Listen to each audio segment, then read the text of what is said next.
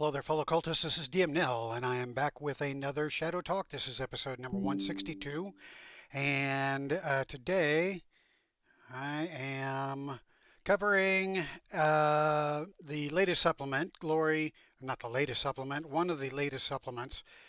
Actually, it's not really even one of the latest supplements. It's been out for a few months. Um, I'm going to be covering Glory to the High One. So I'm going to be going over it, giving you my thoughts about it, and shouldn't be a very long video, and we'll get more into that here in a bit. But first, news of what's going on in the Schwab Entertainment world. And we have 3 new products that have come out since my last video. The first one is Orc Wars 3, Whatever It Takes, which is a Black Star supplement.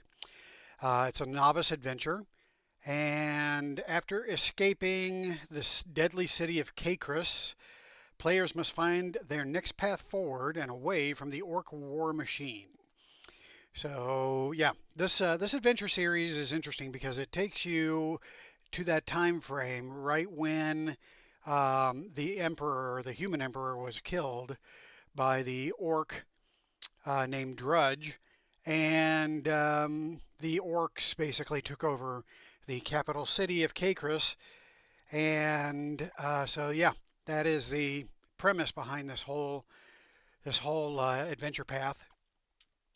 And looks like we are 3 into it at this point. So hope to play it one of these days, if not run it. But yeah, that'll be a ways off. The next product we have is for Demon Lord, and it is Path of the Adept, and it is a new path, new novice path for Shadow of the Demon Lord. Path of the Adept offers an entirely new look at the Adept path, first revealed in Forbidden Rules. Everything you need to play an Adept appears here. If you want to grapple with demonic influences, suffer under the weight of forbidden knowledge, or become a holy champion of nature, the option awaits you. So I've gone through this a little bit. I don't believe we've had anybody play an Adept yet from the Forbidden Rules, so I don't know how it differs from the Forbidden Rules, but I'll be going over this one also at some point in the near future. So be on the lookout for that video. And then we have the Demon Lord Engine Rules Compendium. So this is kind of a big deal right here because it is the first, I believe, in a series of new offerings from Schwab Entertainment that will utilize the Demon Lord core engine, but will be different variations of the game. So far we've gotten, what do we have so far? We have Shadow of the Demon Lord, Shadow of the Weird Wizard, Godless, and Punk Apocalyptic, which I would think Punk Apocalyptic is probably the most divergent from the core Demon Lord engine than all the other 3 that I just mentioned. Most likely because it is tied to a miniatures game, which I know nothing about the miniatures game, but I do know that it is it utilizes the Demon Core rules to some degree, but Punk Apocalyptic is kind of its own thing. But Demon Lord, Godless, and Shadow of the Weird Wizard are similar enough where if you picked up one of the books and started playing it, you could probably pick up the other 2 and start playing those without much difficulty. So the Demon Lord engine is those core rules condensed into a PDF, and I will actually be going over that in a separate video. I'll do a deep dive on it. But I think this is a big thing because basically what was in, well, let me just read the caption here first, and then I'll talk about what I've read elsewhere. So the Demon Lord Engine Rules Compendium is your indispensable guide for navigating perilous adventures and shaping diverse worlds threatened by the encroaching shadows of the Demon Lord. So I like to think of the Schwab Entertainment multiverse as being everything that was created by Schwab since he released Shadow of the Demon Lord. And it all resides within the same multiverse. Now, if you know anything about the lore of Shadow of the Demon Lord, you know that there was, there was everything, and then everything became uh, lonely, and so everything created a companion, which then created more companions, which then created the multiverse.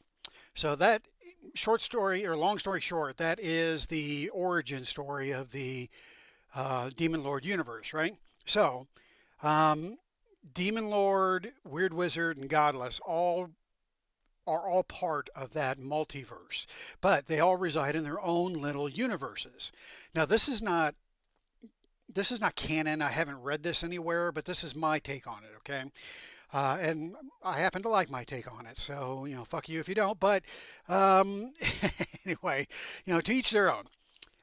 You can come up with your own ideas, but my my way of kind of putting this all together is that the Demon Lord universe comprises all of Schwab Entertainment's properties, but each property is in its own little universe. So the Demon Lord is in its own little universe. The Shadow of the Weird Wizard is in its own little universe.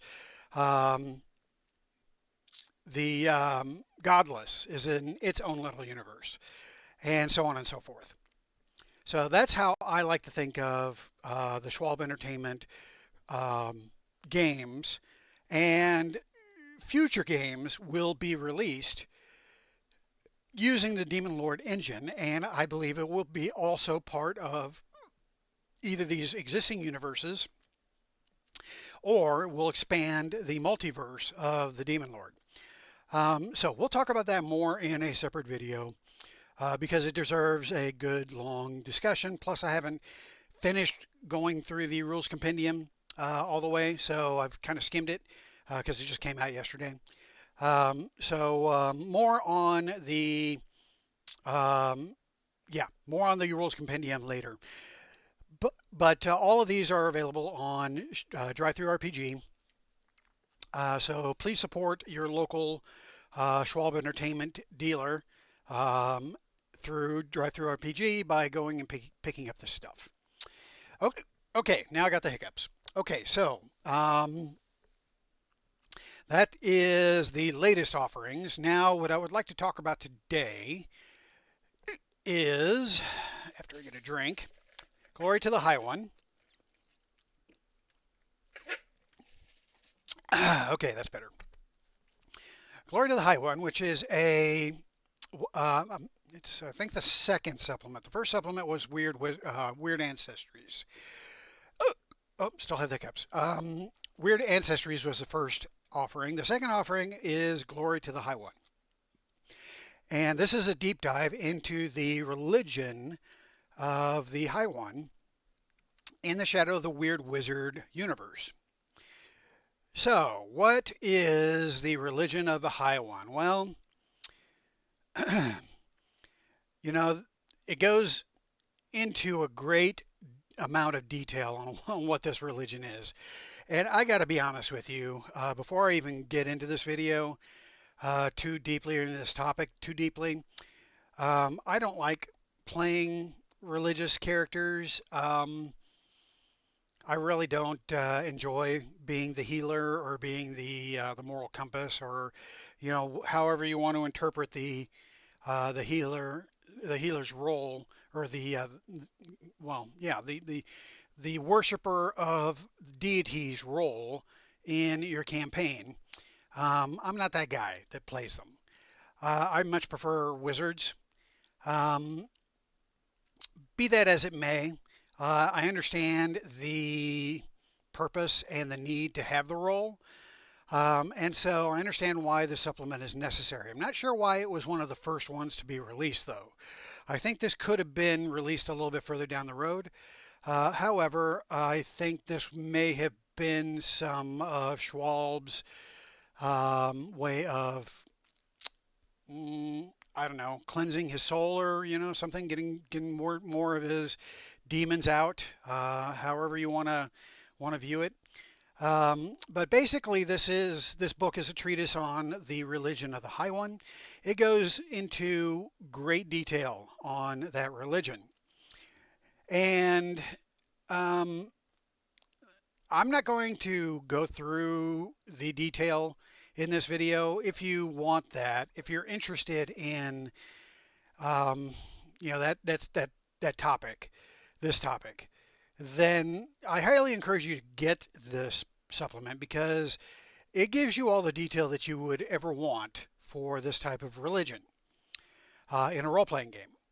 But since I don't really care too much about that aspect of the game, it really didn't do much for me. So I kind of read through it once, skimmed through it again, and I just, again, it was a hard read for me. Okay, so having said that, I think this is a very, very good treatise on the religion of the High One. It gives you the origin of the religion, for the most part, at least the lore behind the start of the religion, if not the actual origins. But it all begins with a rather despicable person, a prince named John Sewell. And John Sewell, or John Shuel, or I'm not really sure, Jan Shuel, how to pronounce it. But Jan Shuel is the Messiah figure for this religion. He's the one that popularized it. So it begins on an island named Adamos, and it's about 100 miles off the eastern coast of Alara, which I'm not really sure where that is.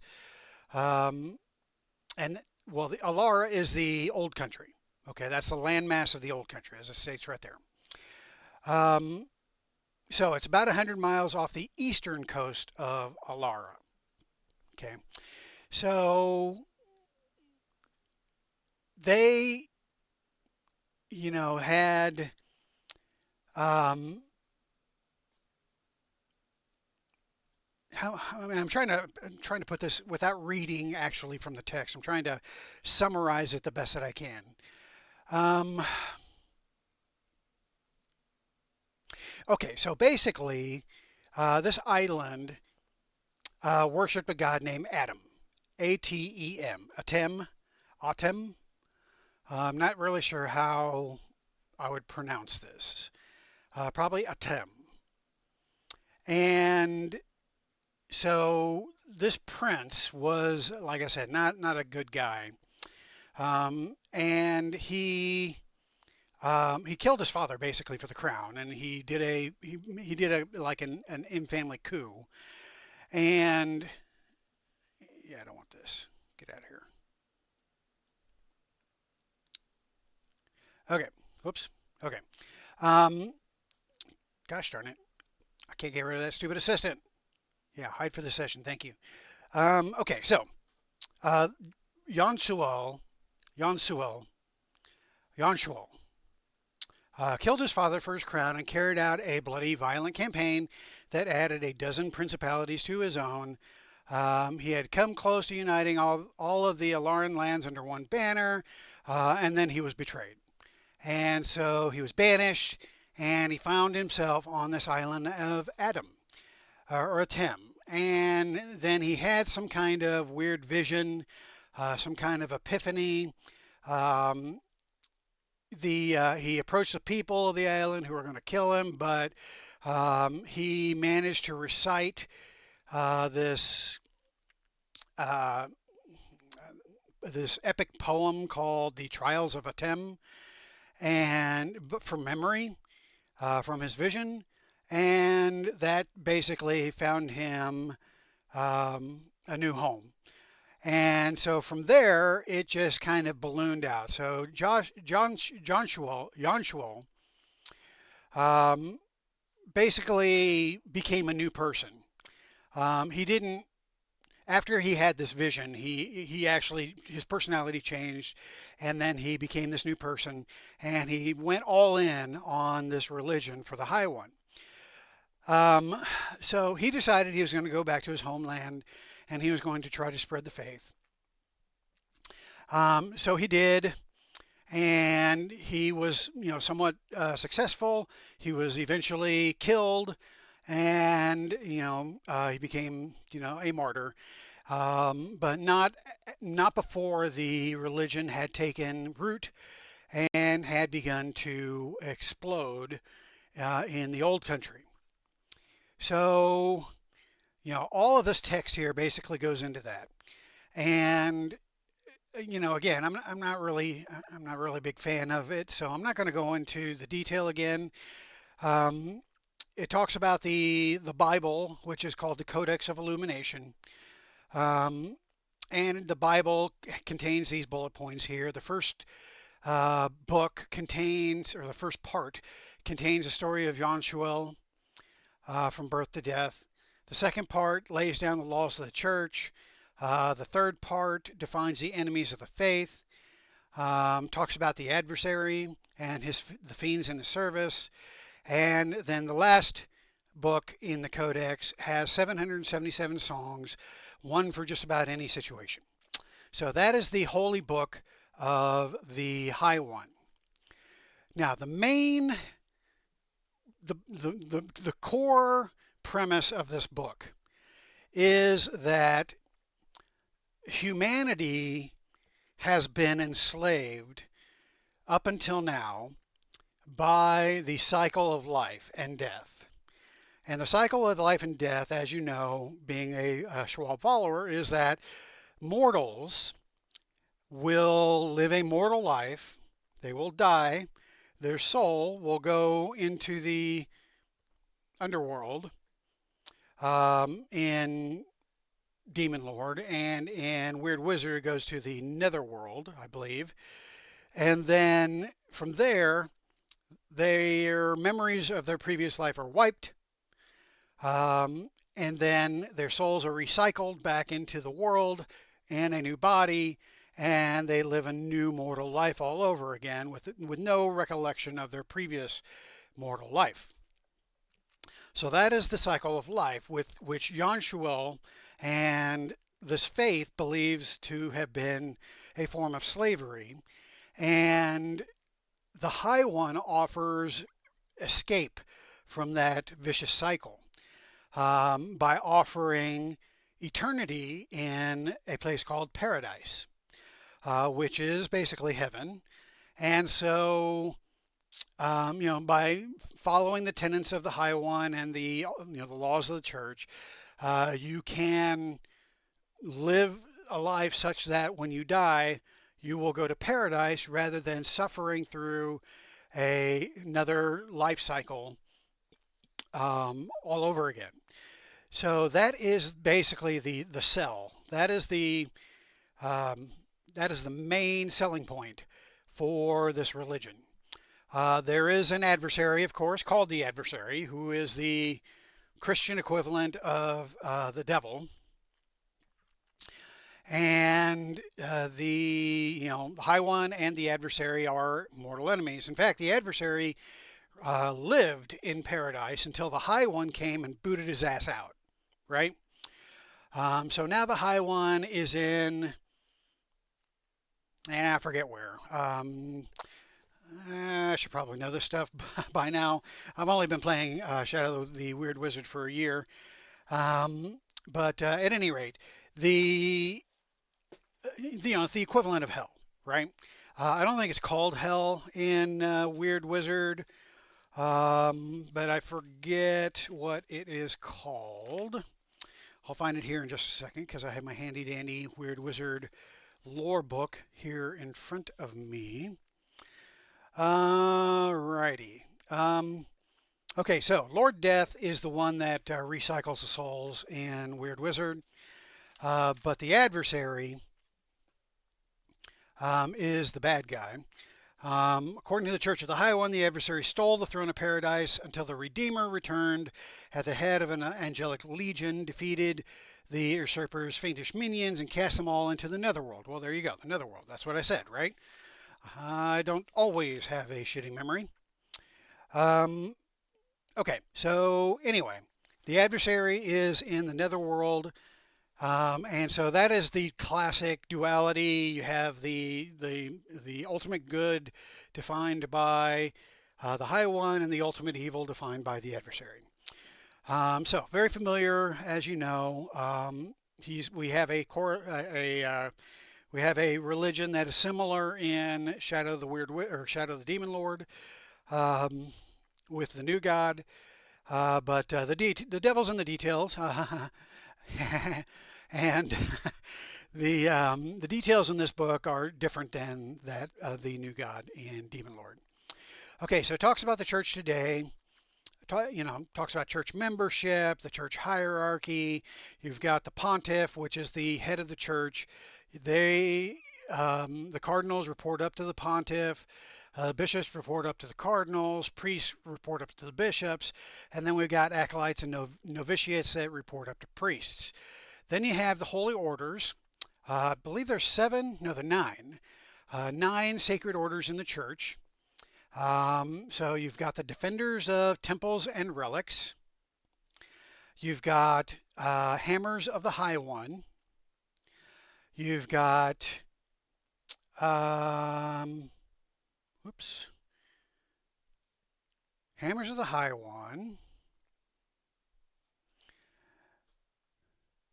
Okay, then you have the Holy Order of Paladins and Keepers of the Sacred Coin, Orders of the Open Book, the Poor Fellows. The Poor Fellows are interesting. I liken them to the religion that was in the Game of Thrones TV series. I never got that far in the books. But in the TV series, you had that religion, and the main guy was dressed in rags, basically. And so they present themselves as peasants, living the hard life, and they tend to flagellate themselves, I believe. So, yeah, these guys are kind of crazy. Shields of the High One is another order. Society of the Sacred Heart, and Torches of the High One. So those are the 9 orders of the religion. So that gives you various aspects to build your character upon. You can align with one of these 9 orders, or you can just keep it, at a high level. If you want to do that, do it that way. But anyway, this does give you options to diversify your High One characters, whether they be priests or whether they just be people that follow and worship the High One.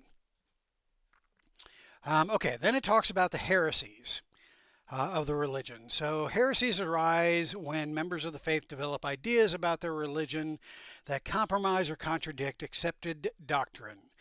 However, few heretics see themselves as having deviated from the faith. Few heretics see themselves as having deviated from the faith. They believe they follow the true path, which comes from information previously unknown, hidden, or lost. They've changed their beliefs in light of the new facts, quote unquote. The ideas of a heretical group are considered wrong only because a religion has accepted a different set of ideas. Okay, so blah, blah, blah. We've got incarnates. We've got originalists. We've got purifiers. Then we have questioners. So if you don't want to be one of the 9 orders and you'd rather be a heretical group, this gives you options for that as well. What else we have? Signs of the one true God. Okay, so those are the heretical groups. And then we have signs and symbols. You can see them illustrated here. These are different depictions of the holy symbols for the High One. Holidays, feasts, and festivals. So we have the Glad Tidings, which is the start of the year.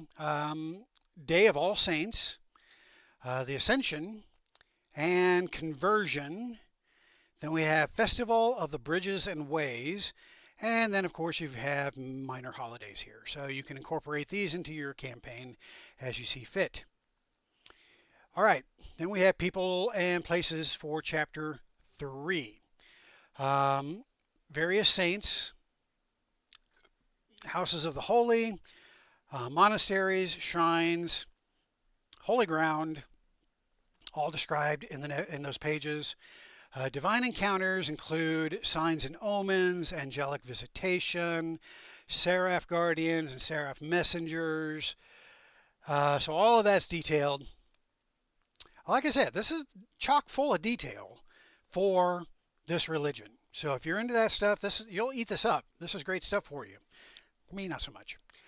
Then we have magic. So the interesting thing about the magic chapter is that it gives some additional trinkets. So this expands what was provided in the Shadow of the Weird Wizard core rule book. And so you've got holy trinkets listed here. A couple of relics. You've got the blood of Yonchuel, and then you have the exalted Codex of Illumination. And then you have the holy mace of Darren the First.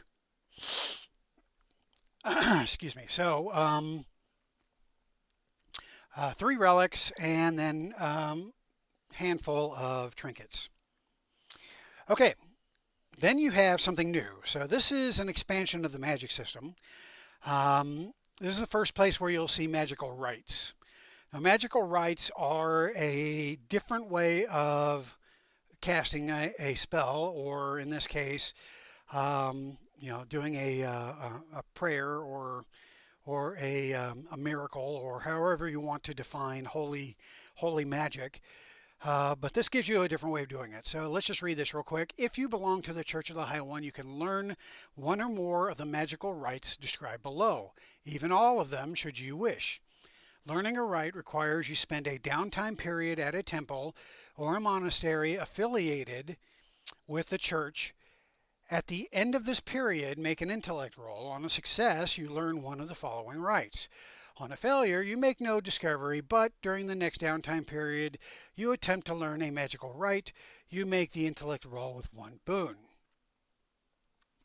Okay, so learning a magical rite costs you a downtime period.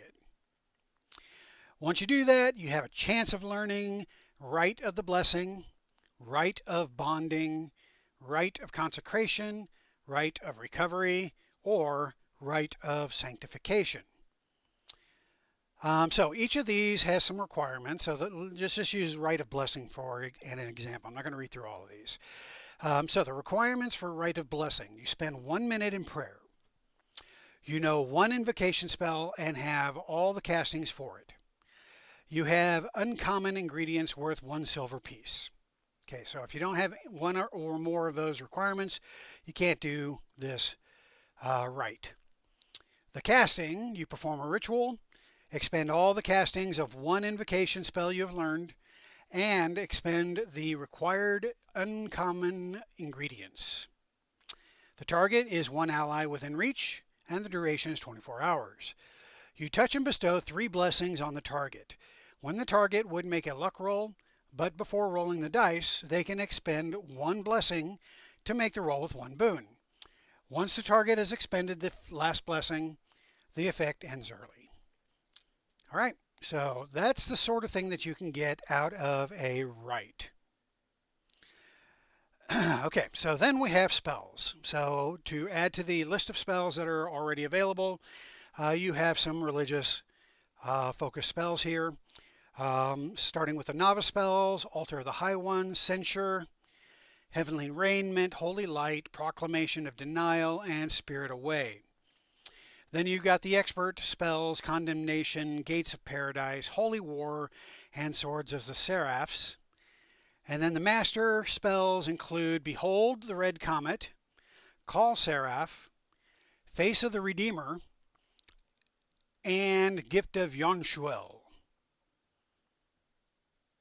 And that's it. That's pretty much it.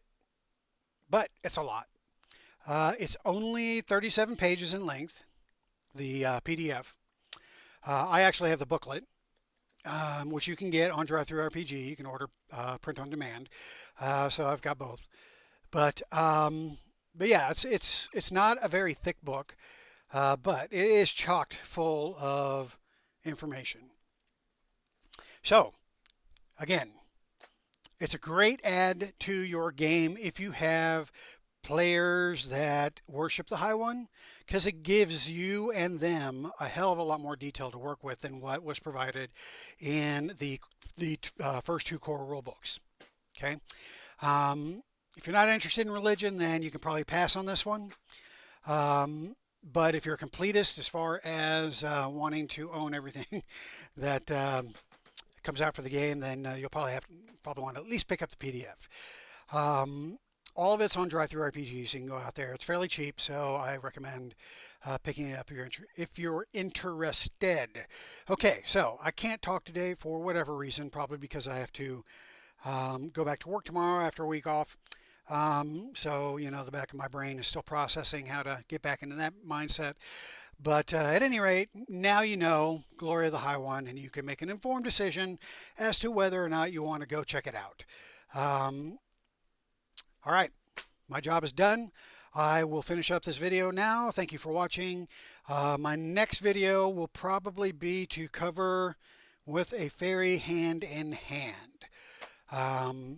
So be on the lookout for that video in the coming weeks. After that, who knows? Probably the dwarf supplement, and then maybe we'll get into the rules compendium. All right, I'm done. Stop talking. I will catch you in my next video. Thanks for watching. Hail to the Demon Lord, and how the hell do I stop this video?